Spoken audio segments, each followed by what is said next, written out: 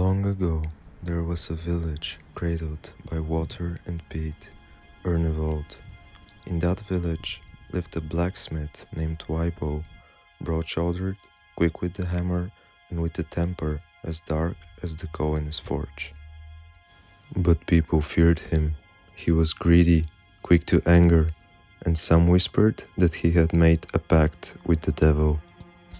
He was also one of the last descendants of the heathen king of Frisia, King Radbod, a king also known as the enemy of God.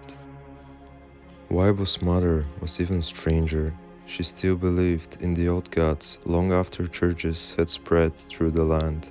She hated the new faith and she feared the monks who preached it.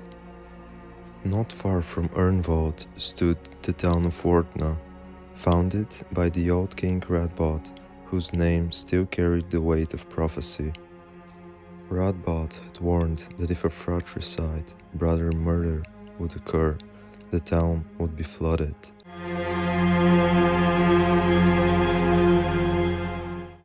Wardna's abbey sheltered a gentle monk called Bowie, a foundling raised by the monks, kind to strangers, with no anchor but the river that passed his window. One misty evening, Wibo's mother told her son to kill Bowie. She believed that if the monk was gone, the old ways would return, and so Wibo obeyed. In the shadows of the reeds, he struck down the poor monk. But when his mother saw the body, she froze. On Bowie's skin was a mark, the same mark her lost child had carried. Bowie was her son. Wibo had killed his own brother. Soon after, the skies grew dark, the waters rose higher and higher until they swallowed the town of Wardna. Houses, animals, and people were swept away in the roaring flood. Wibo and his mother were among the drowned.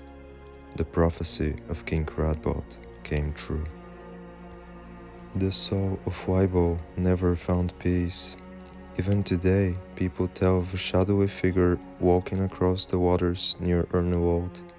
A tall man walking over the water with his head bowed to the ground, like he was in terrible agony, footsteps as heavy as iron.